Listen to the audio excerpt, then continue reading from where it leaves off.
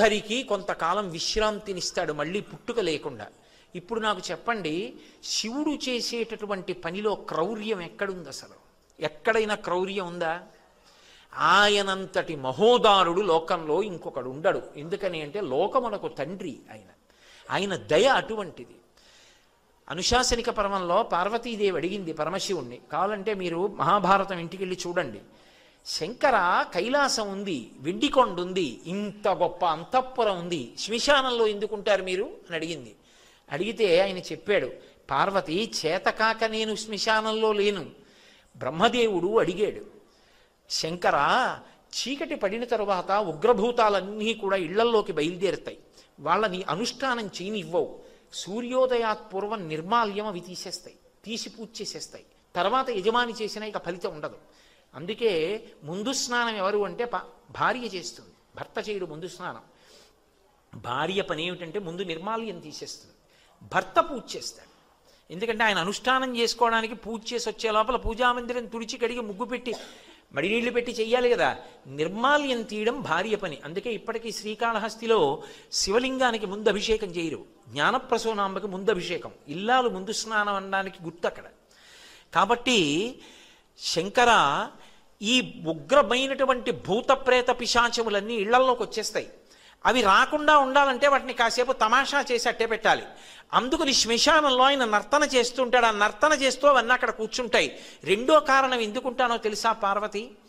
బ్రతికున్న నాళ్ళు నావాళ్ళని కష్టపడి వాళ్ళింటికి ఎడతాడు, వీళ్ళింటికి ఎడతాడు, ప్రయాణాలు చేస్తాడు, రైళ్ళు ఎక్కుతాడు, అక్కడికి ఎడతాడు, ఇక్కడికి ఎడతాడు, విమానాలు ఎక్కుతాడు, వాళ్ళింటికి భోజనం అంటాడు, వీళ్ళింట్లో పలహారం అంటాడు, అన్నీ తిరుగుతాడు. సరదాగా అలా వెళ్ళొద్దామని ఎవడైనా రుద్రభూమికి ఎడతాడా? ఎవడు వెళ్ళాడు. కానీ అంతా అయిపోయిన తర్వాత రుద్రభూమికి తీసుకొస్తారు. తీసుకొచ్చిన తర్వాత నేనని ఇన్నాళ్ళు ఇన్ని ఫెయిర్ అండ్ లవ్లీలు రాసి, ఇన్ని ఆల్అవుట్లు పెట్టి, ఇంత ఏసీలో ఇంత పరుపు మీద పడుకోబెట్టిన శరీరం కట్టెల్లో కాలిపోతుంటే చూసుకుంటూ ఉంటాడు జీవుడు. నిత్యమా జీవితము నీటిపై బుగ్గ, కల్లరి బొమ్మయవు కాయమ్మునొల్లా, అద్దె కొంపల బోలు ఆ భోగముల్లా, తను పెంచు దొంగలవు తనయుల నొల్లా, ఎందుకీ భోగమ్ములెందుకీ మురుపు, ముందు చావుండంగమురియంగనగుని అంటారు శివమానస పూజలో. ఏడుస్తూ నిలబడతాడు, చీకటి పడిపోతుంది, కపాలమోక్షం అని తల పగిలిపోయి చప్పుడు వస్తుంది టప్ అని. కాటికాపరి సంజ్ఞ చేస్తాడు, వెళ్ళిపోండి అని. తలస్నానం చేసి కొడుకు వచ్చిన బంధువులు వెళ్ళిపోతారు, వెనక్కి తిరిగి చూడకుండా. తాను ఒక్కడే నిలబడి ఉంటాడు, చీకటి పడుతూ ఉంటుంది, దాటి వెళ్ళడానికి లేదు. అయ్యయ్యయ్యో, వీళ్ళందరినీ నమ్ముకున్నాను, మా ఆవిడని ఇంత పిచ్చి పెట్టుకున్నాను, కాయము వీడి జీవుడితి కంపిత చిత్తత నీకు చుండబో నాయనయంచు ఎచ్చు నిజనందన నందినులైనుగా నికందోయిని భస్మములు తొలుత దుఃఖమహంబుని సొచ్చు పత్నియన్, కాయము వీడి రారు కథ చేసిన కర్మము పుణ్యము తప్ప శంకర అని ఏడుస్తుంటే ఓదార్చడానికి ఒక్కడుండడు పార్వతి. చచ్చినవాడు 100 మాటలు చచ్చిపోతాడు భయంతోనని, నేనున్నాను రా, బెంగ పెట్టుకోకు, ఇంకొక శరీరం ఇస్తానులే, ఒళ్ళు దగ్గర పెట్టుకో అని ఓదార్చడానికి అక్కడ ఉన్నాను. అంతేకాని నాకు ఇల్లు లేక ఆవాసం లేక అక్కడ లేనివాడను కాను ఈశ్వరి, తండ్రిని, నా దయ అది అన్నాడు. అంతటి మహానుభావుడు. ఆయన దయ మనకి ఎరుకలోకి వచ్చిందనుకోండి, ఆయనతో అనుబంధం తెలిసిందనుకోండి, ఒక విషయం అర్థమవుతుంది, ఆయన శాశ్వతుడు. ఎందుకని? దానికి గుర్తు ఆయన మెడలో ఉన్న పునుకల మాల. అక్కడ కదా బయలుదేరేటో తిరిగాను. ఆయన మెడలో పుర్రెల మాల ఎందుకు వేసుకుంటాడంటే, ఎవరూ ఏదో బంగారం గొలుసు చేసి ఇచ్చేవాళ్ళు లేక కాదు, అసలు బంగారం ఆయన వీర్యం. మీరు రామాయణం జరిగితే బాలకాండలో షణ్ముఖోత్పత్తిలో అర్థమవుతుంది.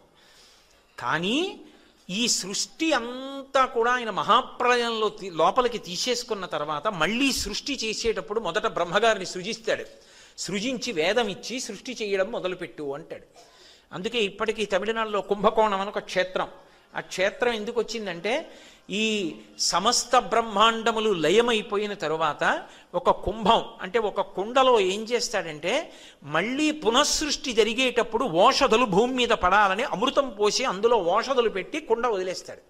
అది ప్రళయ జలాల మీద తేలుతూ వెళ్ళిపోతుంటుంది. మళ్ళీ ఆయన పునఃసృష్టి చెయ్యాలి అని ఎప్పుడు అనుకుంటాడో, అప్పుడు ఎక్కడ మొదలు పెట్టాలి సృష్టి అనుకుంటాడో అక్కడ నిలబడి బాణం పెట్టి కొడతాడు ఆ కుండని. ఆ కుండ బద్దలై అందులోంచి అమృతము ఓషధులు భూమిలో పడతాయి. అదే పృథు చక్రవర్తి వృత్తాంతం భాగవతంలో. అది భూమిలోకి ఇంకి పంట మొదలవుతుంది. ఇంకక్కడి నుంచి అలా పండుతూనే ఉంటుంది. వేదంలో చెప్తారు ఓషధీతత్వం. ఓ గింజ తిన్నాననుకోండి జీర్ణమై శక్తినిస్తుంది. ఇన్ని వడ్లు తీసుకెళ్లి భూమిలో వేశామనుకోండి మళ్ళీ ఇన్ని కంకులు వచ్చి ఇంత ధాన్యం వస్తాయి. ఓషధీతత్వం అంటారు. అలా ఓషధీతత్వం అమృతంతో కలిసి భూమిలో మళ్ళీ మళ్ళీ పెరిగేటట్టుగా అనుగ్రహిస్తాడు.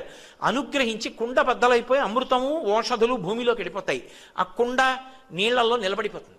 బద్దలైపోయిన కుండ అది శివలింగం అయిపోతుంది.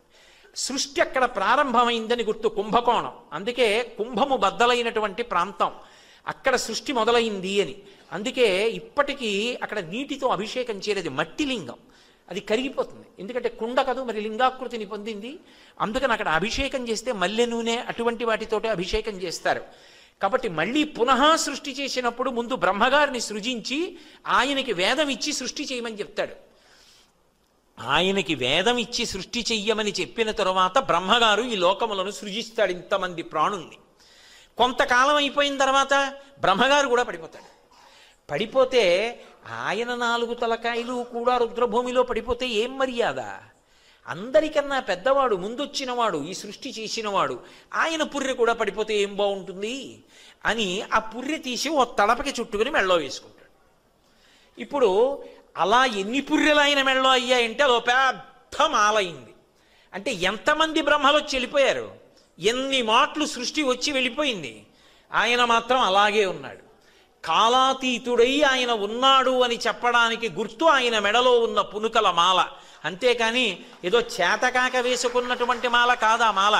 కాబట్టి పునుకల పేరు కంఠమున భూరి భుజంగము భూషణంబుగా అనయము భస్మధారణము యద్రి నివాసము మేరు విల్లుగా అనువుగ దంతి చర్మమును హస్తములందు కపాల శూలముల్ పడివడిదాల్తు శంకరు కృపావరు రూపమును ఆశ్రయించదన్ అంటారు. అటువంటి శంకరుడు ఉన్నాడే, అటువంటి పరమాత్మ ఉన్నాడే, ఆయన శంకరుడు అనండి విష్ణువు అనండి నాకేమీ అభ్యంతరం లేదు. ఎందుచేత అంటే ఉన్నది ఒక్కటే పరబ్రహ్మం. ఆ పరబ్రహ్మం అన్ని రూపాలు పొందుతూ ఉంటుంది. ఏకస్త్వమేవ బహుధా భవభాసి లోకే నిశంకధీర్ వృషభకేతన మల్లినాథ శ్రీభ్రామరి ప్రియ సుఖాశ్రయ లోకనాథ శ్రీమల్లికార్జున విభో తవ సుప్రభాతం అంటారు. ఇప్పటికీ శ్రీశైల మల్లికార్జున సుప్రభాతం చేస్తూ ఆ ఉన్న ఒక్కడే 3 కాలములకు 3 లోకములకు 3 రూపములకు మూలమగుచు భేదమగుచు తుదిక భేదమయ్యొప్పారు బ్రహ్మమనగ నీవే పాలనయన అంటారు. ఆ ఒక్కడే బ్రహ్మ అవుతాడు, విష్ణు అవుతాడు, శివుడు అవుతాడు, 3 లోకములు అవుతాడు, 3 కాలములు అవుతాడు. జ్ఞానము చేత 3 ఒక్కటైపోతాడు.